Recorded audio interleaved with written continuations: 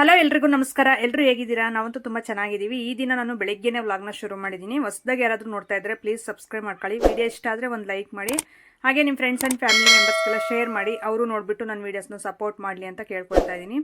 ಹಾಗೆ ಎದ್ದಿದ ತಕ್ಷಣ ನಾನು ಶುಕ್ರವಾರ ಆಗಿರೋದ್ರಿಂದ ಇದು ಶುಕ್ರವಾರ ದಿನದ ವ್ಲಾಗ್ನ ನಿಮ್ಮ ಜೊತೆ ಶೇರ್ ಮಾಡ್ಕೊತಾ ಇದ್ದೀನಿ. ಅಂದರೆ ನೆನ್ನೆ ದಿನದ್ದು, ಇವತ್ತು ಶನಿವಾರ ಅಲ್ವಾ, ಸೊ ಹಂಗಾಗಿ ನೆನ್ನೆದೆಲ್ಲ ಶೂಟ್ ಮಾಡಿ ನಾನು ಏನೇನೆಲ್ಲ ಮಾಡಿದೆ ನೆನ್ನೆ ದಿನ ಅಂತ, ಶುಕ್ರವಾರದ ದಿನ ಏನೇನೆಲ್ಲ ಮಾಡಿದೆ ಅನ್ನೋದು ಇವತ್ತಿನ ವಿಡಿಯೋದಲ್ಲಿರುತ್ತೆ. ಹಾಗೆ ವಿಡಿಯೋನ ಸ್ಕಿಪ್ ಮಾಡದೆ ಕೊನೆವರೆಗೂ ನೋಡ್ತಾ ಇರಿ. ಬೆಳಿಗ್ಗೆ ನಾನು ಒಂದು 6 ಗಂಟೆಗೆ ಎದ್ದೆ. 5 ಗಂಟೆಗೆ ಎದ್ದೇಳಬೇಕಾಯಿತು, ಆದರೆ 6 ಗಂಟೆಗೆ ಎದ್ದೆ. 6 ಗಂಟೆಯಿಂದ ನನ್ನ ಕೆಲಸಗಳು ಶುರು ಮಾಡಿದ್ದೀನಿ. ಆಗಲೇ ನೀರು ಬಿಟ್ಬಿಟ್ಟಿದ್ರು. ಅದಕ್ಕೆ ನಾನು ಶುಕ್ರವಾರ ಅಂದರೆ ಇನ್ನು ಹೊರಗಡೆದೆಲ್ಲ ತೊಳೆದು ನೀಟಾಗಿ ಗುಡಿಸಿ ಒರೆಸಿ ಇದೇ ಕೆಲಸಗಳೇ ಇರ್ತವೆ ಹೆಣ್ಮಕ್ಳಿಗೆ. ಇನ್ನು ಹೊರಗಡೆದೆಲ್ಲ ಮುಗಿಸಿದ್ದೀನಿ, ಆದರೆ ಇನ್ನೂ ರಂಗೋಲಿ ಏನು ಬಿಡಿಸಿಲ್ಲ. ನಾನು ನೀರು ಸ್ವಲ್ಪ ಇಟ್ಕೊಂಡು ಆ ಕಡೆ ಇದು ಗೋರೆಂಟ್ಲೆ ಗಿಡ, ಮೆಹಂದಿ ಸೊಪ್ಪಿನ ಗಿಡ ಮತ್ತು ಕರ್ಬೇವಿನ ಸೊಪ್ಪಿನ ಗಿಡ ಇತ್ತಲ್ಲ, ಅದಕ್ಕೆ ಆ ಪೈಪ್ ಹಾಕಿ ನೀರು ಅದು ಹೋಗ್ತಾ ಇದೆಯಲ್ಲ ಅಂತ ನೋಡ್ತಾ ಇದ್ದೆ ನಿಂತ್ಕೊಂಡು. ಇಲ್ಲಿ ನೋಡಿ, ನಾನು ಅದು ತೊಳೆದಾಗ ಬಿಡಿಸೋಕ್ಕಾಗಲಿಲ್ಲ. ಟೈಮ್ ಬಂದು 9 ಗಂಟೆ ಆಯಿತು. ಒಳಗಡೆ ಕೆಲಸಗಳಲ್ಲಿ ಬ್ಯುಸಿಯಾಗಿದ್ದೆ ನಾನು. ಅದಕ್ಕೆ ಈಗ ಸ್ವಲ್ಪ ಬಿಡಿಸ್ಬಿಟ್ಟು ರಂಗೋಲಿ ಆ ರೀತಿ ಬಾಗಿಲೆಲ್ಲ ಬಳಿದು ಬಟ್ಟಿಟ್ಟು ಸೊ ಹಿಂಗೆ ರೆಡಿ ಮಾಡಿದೆ. ಅಷ್ಟರಲ್ಲಿ ನಮ್ಮ ಮನೆ ಮುಂದೆ ಇದು ಮನೆ ಗಂಗೆ ಅಂತಂದು ಹೇಳ್ಬಿಟ್ಟು ಈಗ ಬಂದಿದೆಯಲ್ಲ ಹೊಸದಾಗಿ, ಸೊ ಅದನ್ನು ರೆಡಿ ಮಾಡೋಕ್ಕೆ ಅಂತ ಇಲ್ಲಿ ಕೆಲಸ ಮಾಡ್ತಾಯಿದ್ರು. ಹಾಗೆ ತುಂಬ ಬಿಸಿಲಿತ್ತು. ಈ ಬಿಸಿಲಲ್ಲಿ ನೋಡ್ರಿ ಪಾಪ ಕೆಲಸ ಮಾಡ್ತಾವ್ರೆ. ಅಂದರೆ ನಮ್ಮ ಮನೆಯವರು ಕೆಲಸ ಮಾಡ್ತಾರೆ ಹೇಳ್ರಿ, ಇದೇ ಬಿಸಿಲಲ್ಲೇ ಕೆಲಸ ಮಾಡೋದು. ಹಾಗೆ ಸದ್ಯದಲ್ಲೇ ನಮ್ಮ ಮನೆಯವರ ಕೆಲಸ ಏನು ಮಾಡ್ತಾರೆ ಏನು ಅಂತಂದು ನಿಮ್ಮ ಜೊತೆ ಶೇರ್ ಮಾಡ್ಕೊಂತೀನಿ. ಅದು ಹೇಳಿದ್ರೂ ಪಾಪ ಅರ್ಥ ಆಗ್ತಿಲ್ಲ, ಯಾಕಂದರೆ ಹೊಸಬರ್ಗೆ ಅದು ಅರ್ಥ ಆಗಲ್ಲ. ಬಾರ್ ಬೆಂಡಿಂಗ್ ವರ್ಕು, ಕಂಬಿ ಕೆಲಸ ಅಂದರೆ ಅರ್ಥ ಆಗಲ್ಲ. ಅದನ್ನು ಕಣ್ಣಲ್ಲಿ ನೋಡಿದ್ರೆ ಓ ಈ ರೀತಿ ಕೆಲಸನ ಅಂತ ಅಲ್ಲಿಗೆ ಅರ್ಥ ಆಗ್ಬಿಡುತ್ತೆ. ನಾನು ಯೂಟ್ಯೂಬ್ ಸ್ಟಾರ್ಟ್ ಮಾಡಿದಾಗಿಂದ ನಾನು ಆ ಕೆಲಸ ತೋರಿಸೇ ಇಲ್ಲ ನಮ್ಮ ಮನೆಯವ್ರು ಮಾಡೋ ಅಂಥದ್ದು. ಅದಕ್ಕೆ ಅದು ಸಪ್ರೇಟಾಗಿ ಸ್ವಲ್ಪ ವೀಡಿಯೋ ಮಾಡಿಬಿಟ್ಟು ತೋರಿಸೋಣ ನಿಮಗೆ ಅಂತ ಅಂದ್ಕೊಂಡಿದ್ದೀನಿ. ಈ ಬಿಸಿಲಲ್ಲಿ ಪಾಪ ನೀರು ಕೇಳಿದ್ರು, ಕೊಟ್ಟೆ ಕುಡಿಯೋಕ್ಕೆ. ಹಾಗೆ ಅವ್ರು ಕೆಲಸ ಮಾಡ್ತಾಯಿದ್ರು, ನಾನು ಒಳಗಡೆ ಬಂದೆ ಈಗ. ಹಲೋ ಎಲ್ರಿಗೂ. ಸೊ ಎಲ್ಲರೂ ಹೇಗಿದ್ದೀರಾ? ಇನ್ನೂ ಮುಖನೂ ತೊಳೆದಿಲ್ಲ, ಸುಮ್ಮನೆ ನೀರು ಬಿಟ್ಟಿದ್ರು. ನೀರಲ್ಲಿ ಸುಮ್ಮನೆ ಎದ್ದಿದ ತಕ್ಷಣ ಮುಖ ಆ ರೀತಿ ತೊಳ್ಕೊಂಡಿರೋದು ಅಷ್ಟೇ, ವಾಶ್ ಮಾಡ್ಕೊಂಡಿರೋದು. ಸೊ ಈಗ ಇನ್ನೂ ಮುಖ ತೊಳೆದು ಸ್ವಲ್ಪ ಏನಾದರೂ ಹೊಟ್ಟೆಗೆ ತಿಂದ್ಕೊಂಡು ನೆಕ್ಸ್ಟ್ ಕೆಲಸಗಳು ಮಾಡೋಣ ಅಂತ. ಇಲ್ಲಿಗೆ ತುಂಬ ಕೆಲಸ ಮಾಡಿದೆ, ನನಗೆ ವೀಡಿಯೋ ಕವರ್ ಮಾಡೋಕ್ಕಾಗಲಿಲ್ಲ ಇವತ್ತು. ಸೊ ಹಂಗಾಗಿ ಇಲ್ಲಿಂದ ಸ್ವಲ್ಪ ವೀಡಿಯೋನ ಕವರ್ ಮಾಡ್ತೀನಿ. ಸ್ವಲ್ಪ ಹೊರಗಡೆ ಹೋಗೋ ಕೆಲಸನೂ ಇದೆ, ಆದರೆ ಎಷ್ಟಾದರೆ ಅಷ್ಟು ಕವರ್ ಮಾಡ್ತೀನಿ. ಹಾಗೆ ನೋಡ್ತಾ ಇದ್ದೀವಿ ವೀಡಿಯೋನ. ಸೊ ಒಳ್ಳೆ ಹುಚ್ಚಿ ಥರ ಕಾಣಿಸ್ತಾ ಇದ್ದೀನಲ್ಲ, ಇನ್ನೂ ಸ್ನಾನನೂ ಮಾಡ್ಕೊಂಡಿಲ್ಲ. ಫಸ್ಟೀಗ ಹೊರಗಡೆದೆಲ್ಲ ತೊಳೆದುಬಿಟ್ಟು ಸ್ವಲ್ಪ ಆ ರೀತಿ ಚಿಕ್ಕದಾಗಿ ರಂಗೋಲಿ ಬಿಡಿಸ್ತೀನಿ ಅಷ್ಟೇ. ಈ ಸಾರಿ ಸ್ವಲ್ಪ ಏನು ರಂಗೋಲಿ ಬಿಡ್ಸೋಕ್ಕಾಗಿಲ್ಲ, ಸುಮ್ಮನೆ ಆ ರೀತಿ ಹಾಕಿದ್ದೀನಿ ಶುಕ್ರವಾರದ ದಿನ. ಹಾಗೆ ನಾನು ಇನ್ನು ಒಳಗಡೆ ಹೋಗ್ಬಿಟ್ಟು ಈಗ ಕಸ ಎಲ್ಲ ಹೊಡೆದ್ಬಿಟ್ಟು ನೆಲ ಒರೆಸ್ಕೊಂಡು, ಆಮೇಲೆ ದೇವ್ರ ಫೋಟೋಗಳೆಲ್ಲ ನೆನ್ನೆ ಒರೆಸಿಟ್ಟೆ ನಾನು ನೈಟೇ. ಇಲ್ಲ ಶುಕ್ರವಾರ ದಿನನೇ ಆದರೆ ತುಂಬ ಲೇಟ್ ಆಗಿಬಿಡುತ್ತೆ ನಾನು ಪೂಜೆ ಮಾಡೋಷ್ಟರಲ್ಲಿ. ಸೊ ಅದಕ್ಕೆ ದೇವ್ರ ಫೋಟೋಗಳು ಮತ್ತು ಕಳಸದ ಚಂಬು ಅದೆಲ್ಲ ರಾತ್ರಿ ತೊಳೆದಿಟ್ಕೊಂಡೆ ನಾನು. ಈಗ ಸುಮ್ಮನೆ ಬಟ್ಟಿಟ್ಬಿಟ್ಟು ಮತ್ತು ಪೂಜೆಗೆ ಅಂದರೆ ಹೂವೆಲ್ಲ ಇಟ್ಬಿಟ್ಟು ರೆಡಿ ಮಾಡೋದು ಫೋಟೋ ಅಷ್ಟೇ. ಅದು ನಾನು ನೆಲ ಒರೆಸ್ಬಿಟ್ಟು ಆಮೇಲೆ ಸ್ನಾನಕ್ಕೆ ಹೋಗಿ ಬಂದು ದೇವ್ರ ಫೋಟೋಗಳೆಲ್ಲ ರೆಡಿ ಮಾಡಿಕೊಂಡು ಹೂವು ಎಲ್ಲ ಇಟ್ಟು ಪೂಜೆ ಮಾಡ್ಕೊಂಡು ಸ್ವಲ್ಪ ನೋಡ್ತೀನಿ. ಆದರೆ ಸಾಂಬಾರು ಇದೆ, ಅದ್ರ ಜೊತೆಗೆ ಸ್ವಲ್ಪ ಅನ್ನ ಮಾಡಿಬಿಡ್ತೀನಿ ಇವತ್ತು.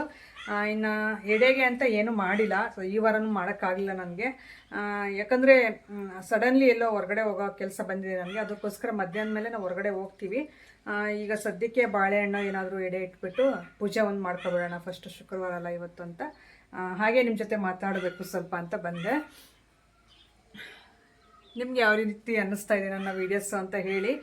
ನಾನು ಸ್ಟಾರ್ಟಿಂಗಲ್ಲಿ ನಿಮ್ಮ ರೀತಿ ಫುಲ್ ಕನ್ಫ್ಯೂಸ್ ಆಗಿ ವೀಡಿಯೋಸ್ ಮಾಡ್ತಾಯಿದ್ದೆ. ನಾನು ಮಾಡೋವಂಥ ವೀಡಿಯೋ ಇಷ್ಟ ಆಗುತ್ತೋ ಇಲ್ವೋ, ಸೊ ನೋಡೋವಂಥ ಜನರಿಗೆ ಇಷ್ಟ ಆಗುತ್ತೋ ಇಲ್ವೋ ಅಂತ. ನನಗೆ ಯಾರಾದರೂ ಒಬ್ಬರು ಎಕ್ಸ್ಪೀರಿಯನ್ಸ್ ಪರ್ಸನ್ ಇದ್ದರೆ ಅವರು ನನಗೆ ಹೇಳಿದ್ರೆ ಅರ್ಥ ಆಗುತ್ತೆ ಅನ್ನೋ ಥರ ನಾನು ನಿಮ್ಮ ರೀತಿ ತುಂಬ ನಾನು ವೆಯ್ಟ್ ಮಾಡ್ತಾಯಿದ್ದೆ. ಸ್ವಲ್ಪ ಜನನ ಕೇಳಿದ್ದೀನಿ, ಆದರೆ ಅವ್ರ ಕಡೆಯಿಂದ ಏನೂ ರೆಸ್ಪಾನ್ಸ್ ಇಲ್ಲ. ಕರೆಂಟ್ ಹೊರಟೋಯ್ತು, ಸ್ವಲ್ಪ ಡಲ್ ಆಯಿತು ವೀಡಿಯೋ, ರೆಸ್ಪಾನ್ಸ್ ಇರಲಿಲ್ಲ. ಅದಕ್ಕೆ ನನಗೆ ಯಾವ ರೀತಿ ತೋಚುತ್ತೋ ಆ ರೀತಿ ವೀಡಿಯೋಸ್ ಮಾಡ್ತಾ ಬಂದೆ. ಆ ವೀಡಿಯೋಸೇ ತುಂಬ ಚೆನ್ನಾಗಿ ಇಷ್ಟಪಟ್ಟು ಇಲ್ಲಿವರೆಗೂ ತೊಗೊಂಡು ಬಂದಿದ್ದೀರಾ.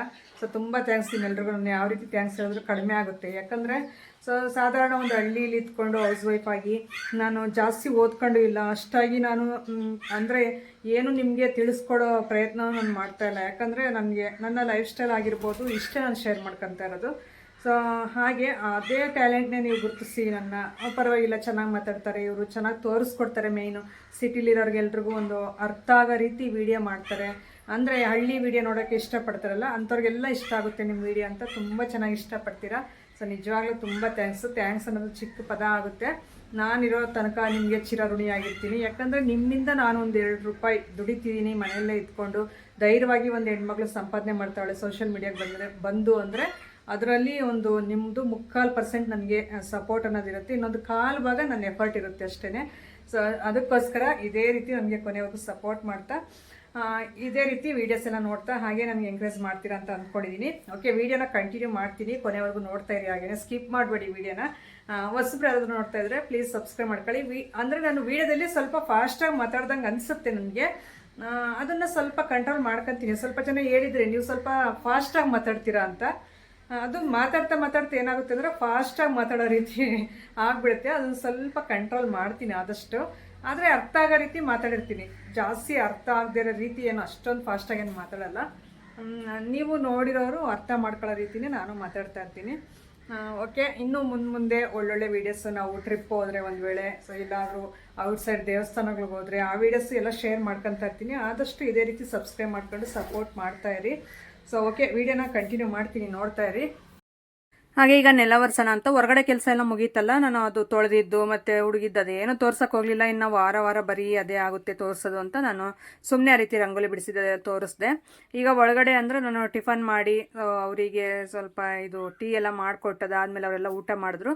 ಈಗ ಒಳಗಡೆದೆಲ್ಲ ನೀಟಾಗಿ ಕಸ ಹೊಡ್ಕೊಂಡು ನಾನು ಅಡುಗೆ ಮನೆಗಳಿಂದ ರೂಮುಗಳು ಎಲ್ಲ ತೊಳೆದಿದ್ದಾಯಿತು. ಈಗ ಫೈನಲಿ ಹಾಲೊಂದು ಬ್ಯಾಲೆನ್ಸ್ ಇತ್ತು, ಅದಕ್ಕೆ ಇದನ್ನು ಒರೆಸ್ಬಿಡೋಣ ಅಂತ ಒರೆಸ್ಬಿಟ್ರೆ ಇನ್ನು ಕೆಲಸ ಎಲ್ಲ ಮುಗಿಯುತ್ತೆ. ಮತ್ತು ಸ್ನಾನ ಮಾಡ್ಕೊಂಡು ಪೂಜೆ ಮಾಡ್ಬೋದು ಅಂತ ಅಂದ್ಕೊಂಡಿದ್ದೀನಿ. ಹಾಗೆ ಇವತ್ತು ಹೊರಗಡೆ ಹೋಗೋದು ಸ್ವಲ್ಪ ಕೆಲಸ ಇದೆ ಅಂತ ಹೇಳಿದ್ನಲ್ಲ, ಅದನ್ನು ಹೋಗಿ ಮುಗಿಸ್ಕೊಬರ್ಬೇಕು. ಸೊ ಈಗ ಅದಕ್ಕೆ ಇದು ಒರೆಸ್ಬಿಟ್ಟು ಕ್ಲೀನಾಗಿ, ಇದು ಹಾಲು ಸ್ವಲ್ಪ ಲೇಟ್ ಅನಿಸುತ್ತೆ ನಾನು ತೊಳೆಯೋ ಅಷ್ಟರಲ್ಲಿ.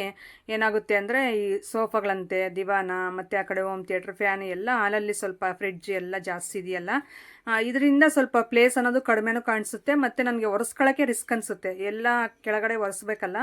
ಹಂಗಾಗಿ ಸ್ವಲ್ಪ ಲೇಟ್ ಹಿಡಿಸುತ್ತೆ. ಇನ್ನು ರೂಮು, ಇದು 2 ರೂಮ್ ಇದಾವಲ್ಲ ಅದನ್ನು, ಮತ್ತು ಇದು ಕಿಚನ್ನು ಏನು ಬೇಗ ಆಗಿಬಿಡುತ್ತೆ. ಸೊ ಇದೇ ಸ್ವಲ್ಪ ಎಲ್ರಿಗೂ ಅಷ್ಟೇ, ಹಾಲಲ್ಲೇ ಸ್ವಲ್ಪ ಐಟಮ್ಸ್ ಜಾಸ್ತಿ ಇಟ್ಕೊಂಡಿರ್ತಾರೆ ಎಲ್ಲರ ಮನೇಲೂ, ಅದು ಸ್ವಲ್ಪ ಲೇಟ್ ಅನಿಸುತ್ತೆ. ಅದಕ್ಕೆ ಇದೊಂದು ಸ್ವಲ್ಪ ಲೇಟ್ ಆಯ್ತು, ಎಲ್ಲ ಒರೆಸ್ಬಿಟ್ಟು ಈ ರೀತಿ ಕೆಲಸ. ಶುಕ್ರವಾರ ಅಂದರೆ ಬಿಡುವೇ ಇರಲ್ಲ ನಿಜವಾಗ್ಲೂ, 1 ಗಂಟೆವರೆಗೂ ಪಕ್ಕ ಕೆಲಸ ಇರುತ್ತೆ. ಹಾಗೆ ನೈವೇದ್ಯಕ್ಕೆ ಅಂತ ನಾನು ಏನೂ ಮಾಡಲಿಲ್ಲ ಈ ಸಾರಿನೂ. ಹೇಳಿದ್ನಲ್ಲ, ನಾನು 1 ಗಂಟೆ ಅಷ್ಟರಲ್ಲಿ ಇದೆಲ್ಲ ಕೆಲಸ ಮುಗಿಸಿ ಪೂಜೆನೂ ಮಾಡಿ ನಾನು ರೆಡಿಯಾಗಿ ಇರಬೇಕು 1 ಗಂಟೆ ಅಷ್ಟರಲ್ಲಿ.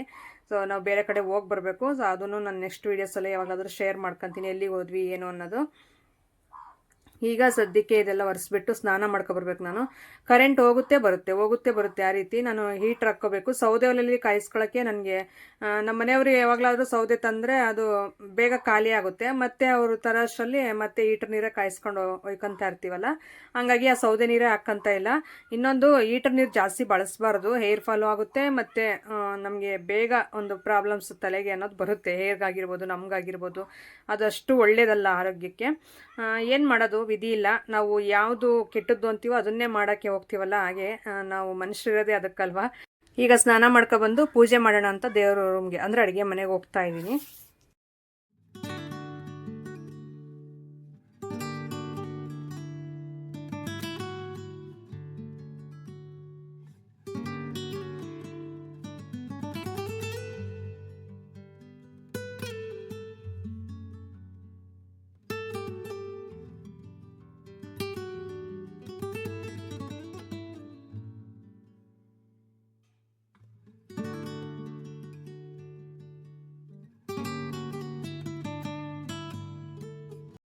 ನೋಡಿದ್ರಲ್ಲ, ಇವತ್ತು ಸಿಂಪಲಾಗಿ ಈ ರೀತಿ ಪೂಜೆ ಮಾಡ್ಕೊಂಡಿದ್ದಾಯಿತು ಶುಕ್ರವಾರ ದಿನ. ಸೊ ಅದು ಪೂಜೆ ಮಾಡ್ಕೊಂಡು ಆಮೇಲೆ ನಾವು ರೆಡಿ ಆಗಿಬಿಟ್ಟು ಅಲ್ಲಿಗೆ ಹೋಗಿ ಬಂದ್ವಿ.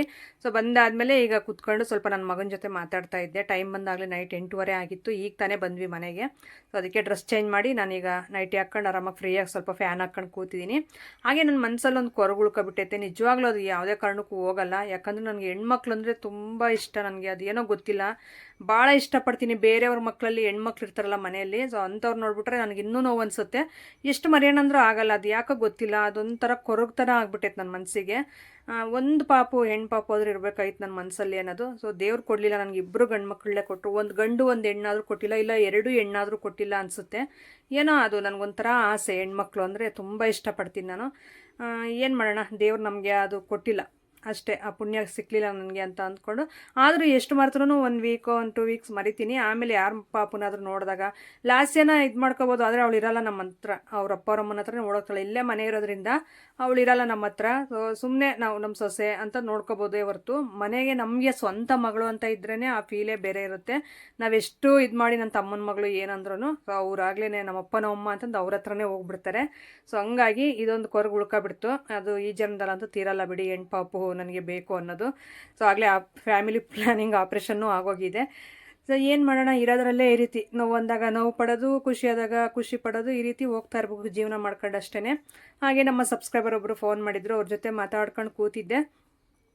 ಆಮೇಲೆ ಇದಾದಮೇಲೆ ಸ್ವಲ್ಪ ಅಡುಗೆ ಮಾಡಿಬಿಟ್ಟು ನಮ್ಮ ಸಿಂಬಾಗೂ ಪಾರುಗೂ ಮತ್ತು ಮಕ್ಳಿಗೆ ಎಲ್ಲ ಊಟ ಕೊಟ್ಟು ನಾನು ಫೇಸ್ ವಾಶ್ ಮಾಡ್ಕೊಂಡು ಸ್ವಲ್ಪ ನೈಟ್ ಕ್ರೀಮ್ ಎಲ್ಲ ಹಚ್ಕೊಂಡು ಮಲಗಿದ್ದಾಯಿತು. ಈ ರೀತಿ ಇತ್ತು ಶುಕ್ರವಾರ ದಿನದ ವೀಡಿಯೋ. ಸೊ ನಿಮ್ಗೆ ಯಾವ ರೀತಿ ಅನ್ನಿಸ್ತು ಅಂತಂದು ಹೇಳಿ ಕಾಮೆಂಟ್ ಸೆಕ್ಷನಲ್ಲಿ.